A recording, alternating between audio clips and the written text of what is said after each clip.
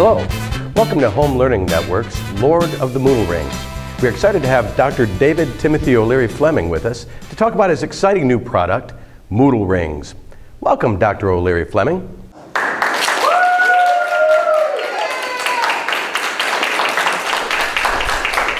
Thank you, Ron. Thanks for having me here. I just can't wait to start telling your fine audience about the wonderful features of the Moodle Ring. Well, let's get right to it. What can Moodle Ring do? What can it do, Ron? First, it can store your course syllabi so that all students have 24-hour access, 7 days a week, 365 days a year, access to them. So think about it. No more making 30 copies of your syllabus right before class with maybe 25 students, but they all show up. Maybe you get 19, you got these extra copies. Later in the semester they show up, you're trying to find the copy, you're digging through your drawers. No more digging around.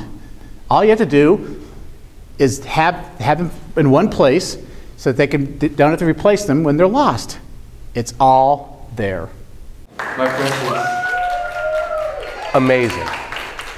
Show us how it works. It's amazingly easy, Ron. Let me show you. When you go to your course Moodle page, you're going to want to wave the magic Moodle ring in front, and it will kind of instinctively guide you to downloading your syllabus. So the first thing you want to do is to download your syllabus so that it is actually on the Moodle homepage for your course in this basic block, which is the first week of assignments and various resources that I want students to look at. What you want to start with is you want to turn your editing on, and frankly anything you want to add to your Moodle course relies on the turn editing on. And you can see down here we now have the option to add a resource, when that's obviously what your syllabus is. It's a resource you expect your students to look at.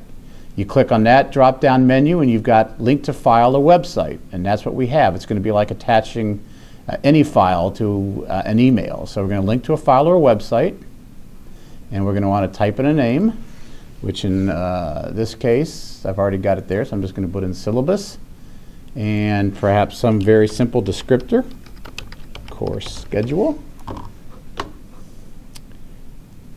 Then you'll scroll down and you'll choose to upload a file. And I've got a bunch already in there, but I don't have my Education 599 yet, so I'm going to choose again, upload a file. And here's, like I said, where you're used to hopefully doing attachments. You're going to be able to browse through all the various elements that you have.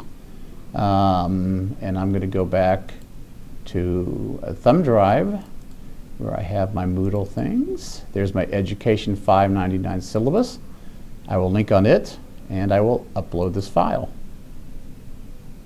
You'll see it's now shown up as one of your resources, but I haven't chosen it yet, so it's not going to show up on that main page until I hit choose. I've done that, and then I'm done. Save and return to course.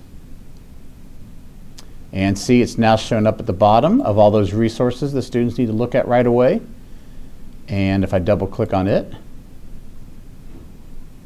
and open and wait a couple of seconds, there it is. The whole syllabus is there for students, so the next time they ask you, I don't know what I have to do on this day, I didn't know that was part of the course, you can say, go to your syllabus. It's posted at the main page of my class on Moodle. And it's as simple as that. You're right, that was simple. I bet my 10-year-old could do it. So, what else? Resources, Ron. It's all about resources. Tell me about it. My budget gets cut every year. Apparently I don't have enough butts in seats. No, what I mean is the Moodle Ring can allow you to download and store all your resources in one simple file. Again, no copying. No berating students for losing their copies of additional readings. You can have them all loaded at the beginning of the semester, and if something added in the middle of the semester, you can add it then, but the students have it all there, and you can save yourself from all that copying. I love berating, but I love your idea better. I see a question from the audience. You keep talking about no more copying. Won't that put Kinko's out of business? Hey, that's Kinko's problem. I'm just trying to save the trees, man. So, show us how to do resources, Dr. Timothy O. Fleming. Well, again, turn and face your computer screen and wave your magic ring, and instantaneously we'll go to the file for resources. All right, you're going to want to have resources on your Moodle page. Frankly, anything that you might eventually give as a handout, you might as well have on your Moodle page. Links that you might want to have to particular articles or weekly readings that you want your students to do. Put them all in the resources, and you can do this very easily so that the rest of the semester you don't have to be spending your time finding handouts, getting handouts, reminding students of the websites they're supposed to look at.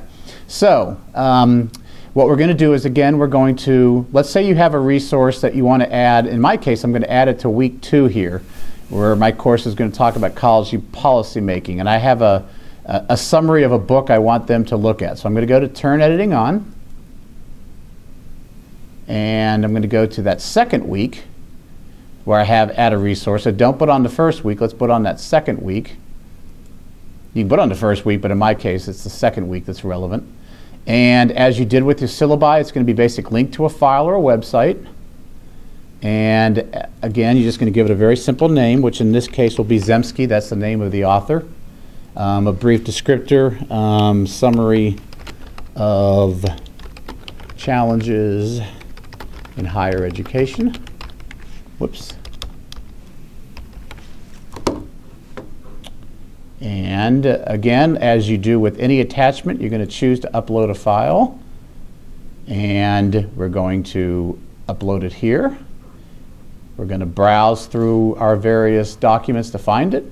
I actually have it here in a Moodle file. It was on my flash drive, so I've already skipped to that step. Hopefully you would know how to get to there. I'm going to double click on Zemsky. I'm going to upload this file. And again, here he has shown up as a resource in my general resources, but I've not chosen where to put it. So I'm going to hit choose here. And since I was doing this on that second week, it's going to show up in my number 2 box. So it doesn't show up on my main first, but there it is on my second one. You and the students can click on it.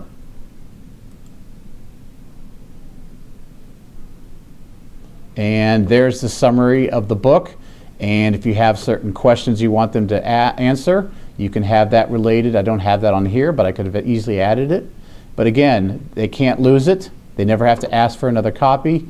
And it's there. And frankly, if you're going to teach the class again and again, which many of us do, you have it basically saved for, frankly, almost ever.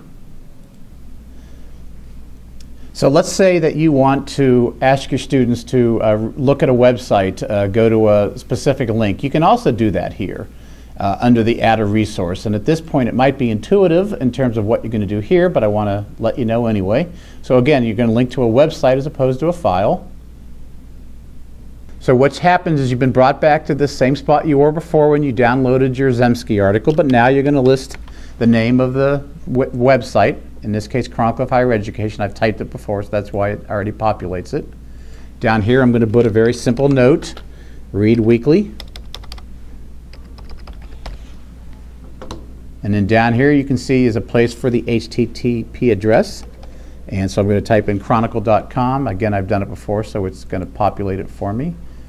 And this is the thing, is you don't want to choose or upload a file because it's not a file. It's just simply going to link this to where you had it for which week. So save and return to course. And you'll see that in week 2. I actually had it there twice, so I apologize. But this, the second one is what I just loaded.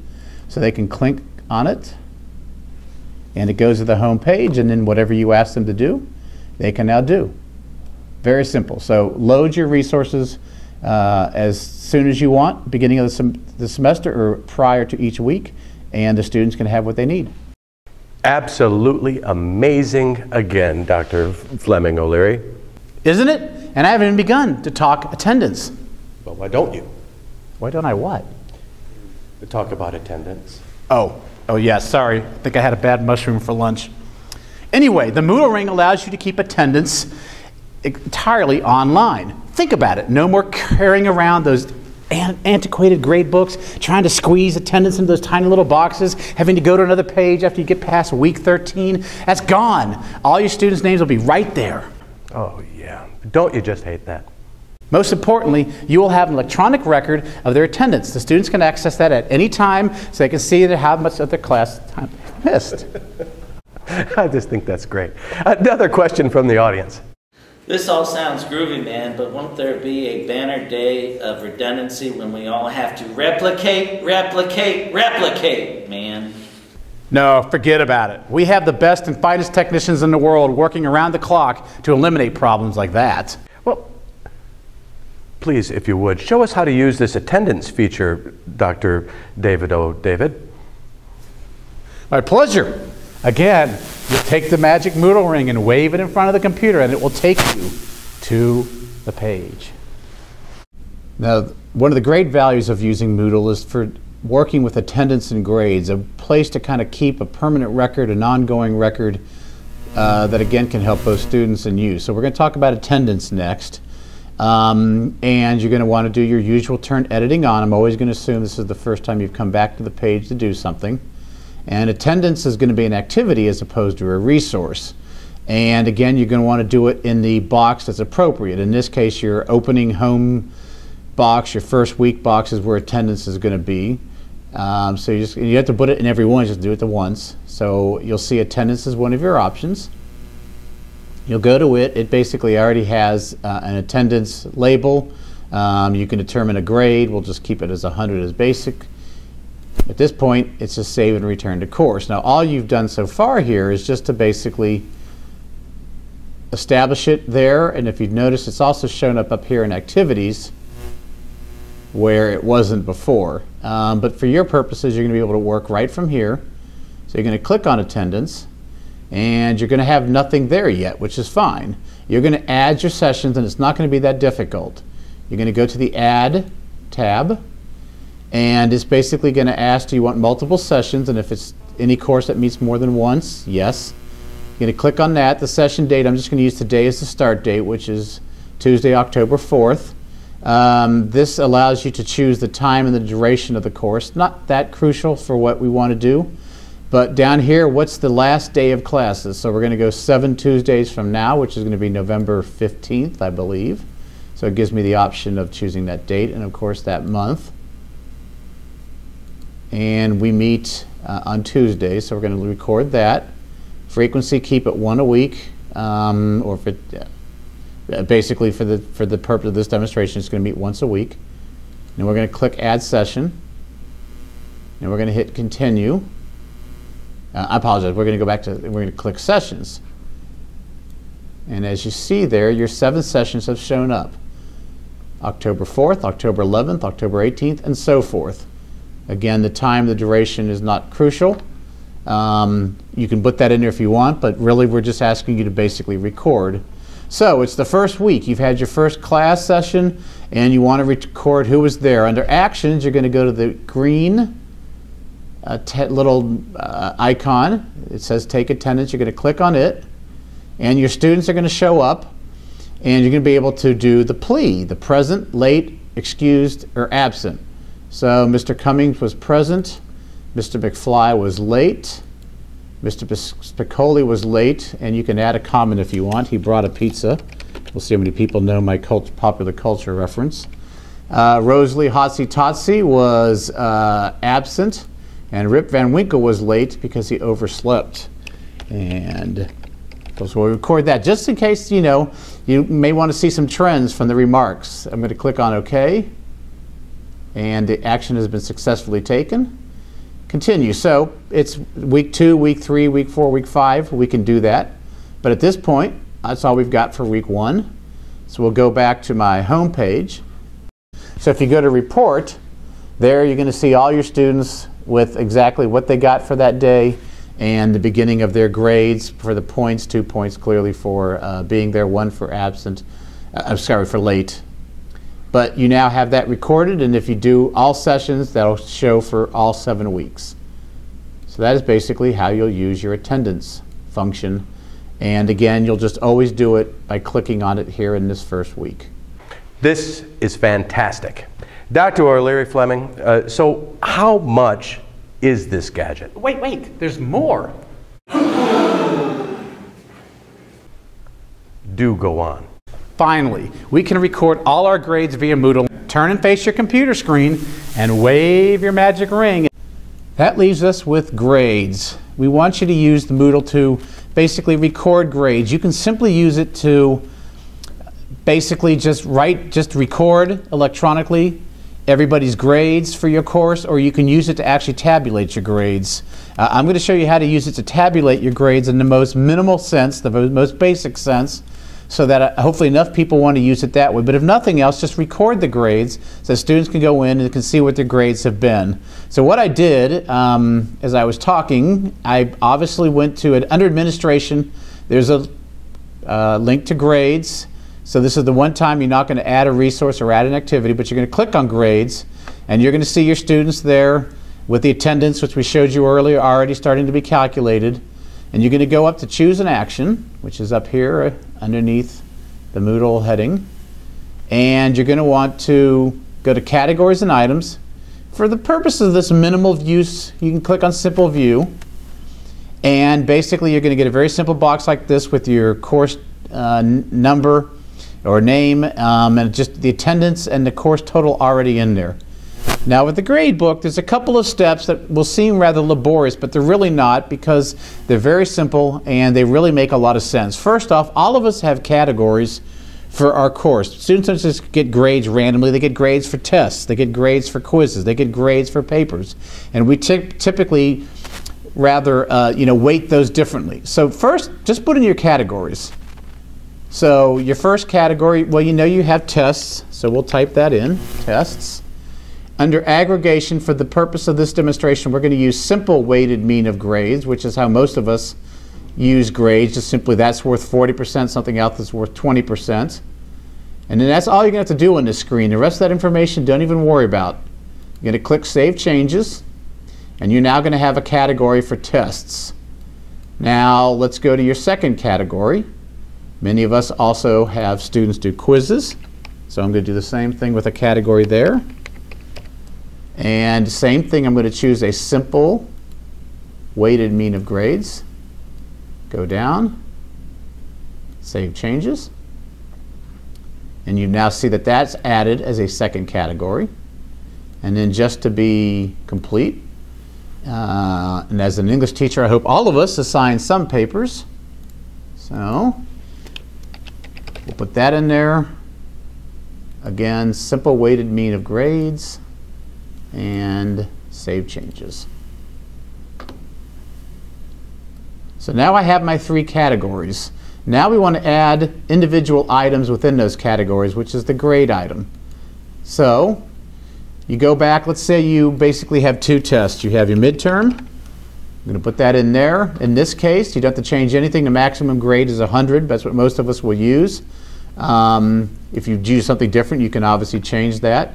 But basically just put that in there, Save Changes. Now this is the only kind of tricky part to doing this. Midterm is shown up down here under, in a kind of not under any category, but you obviously want it under tests.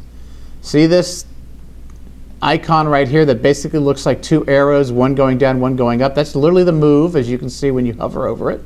If you click on it, it's now going to allow you to move this to wherever you want, which in this case is within tests.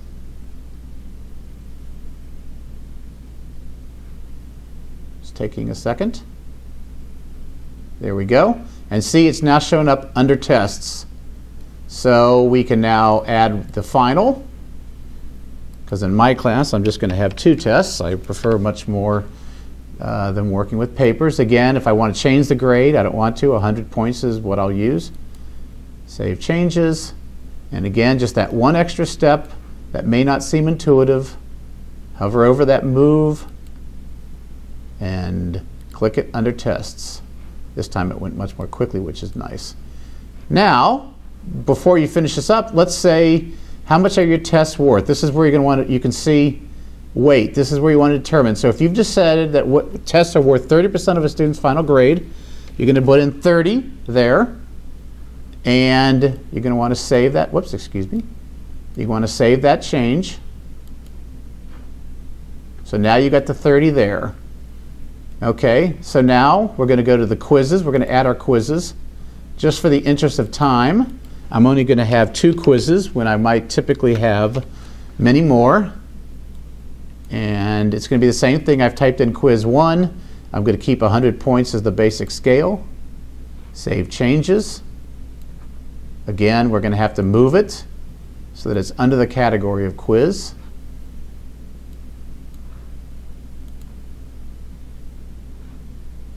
And it's shown up. So we can go through this completely, and I can show you how this calculates. I'm going to add one more quiz. Quiz 2. Notice the dates these are occurring don't matter for the gradebook. It's just simply an overall record. Save changes. We're going to have to move it.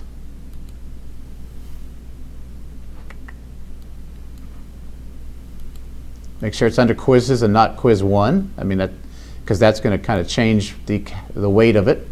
All right, let's say your quizzes are worth 20%. So you put in 20 there. Hit Save Changes.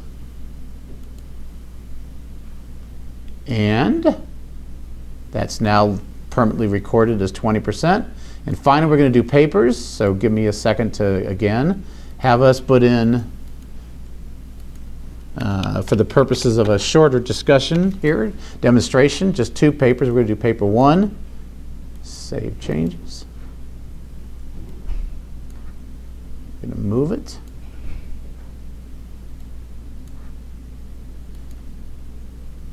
This may look like I'm going very fast, but obviously with the video you can slow it down a little bit. And it really is intuitive. I've actually never taught with Moodle before I came here. I taught with Blackboard, and so I've had to learn a lot of this myself too. And then paper 2. Save changes. Whoops, excuse me. Move it.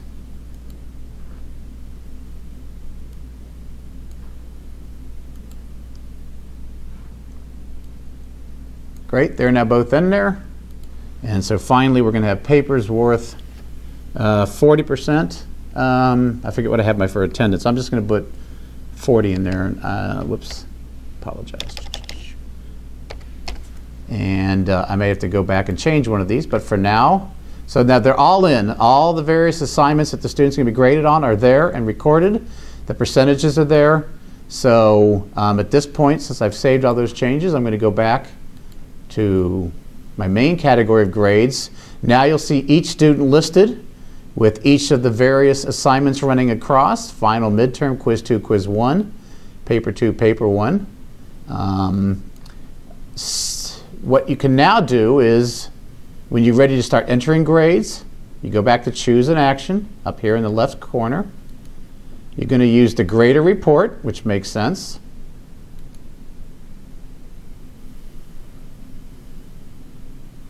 I've got to turn editing on.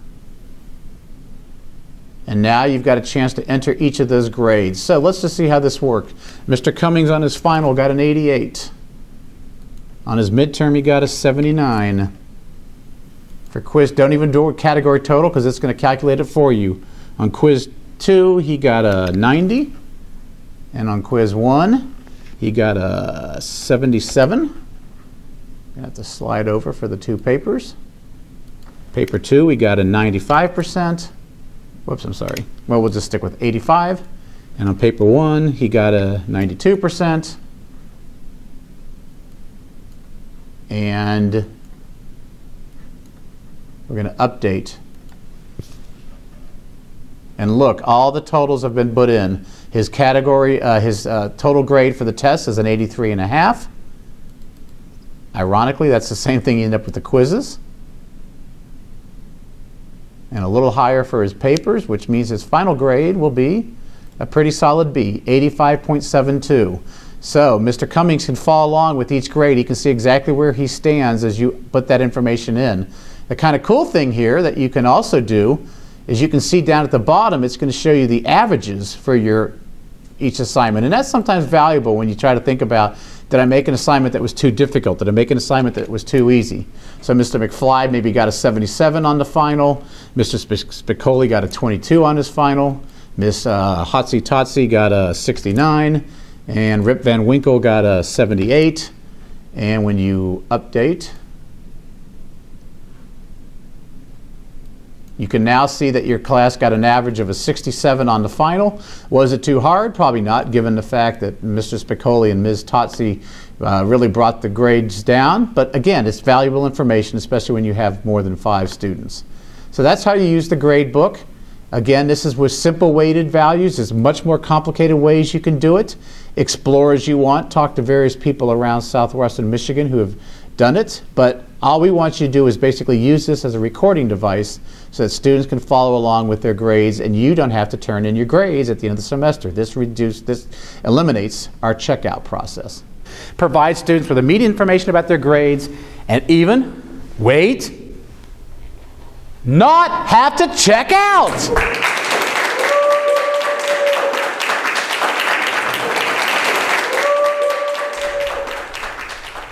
I'm sorry, I was speechless there for a moment. I know. So now, having even those additions to it, what is the cost of this? It's free, Ron. It's entirely free. You heard it here first. 4 basic functions of Moodle for free, and all aimed at making your home teaching and learning more bearable. Dr. O'Leary Fleming, I can't thank you enough. My pleasure, Ron. Maybe next time I can come show you all my orc slicer and dicer.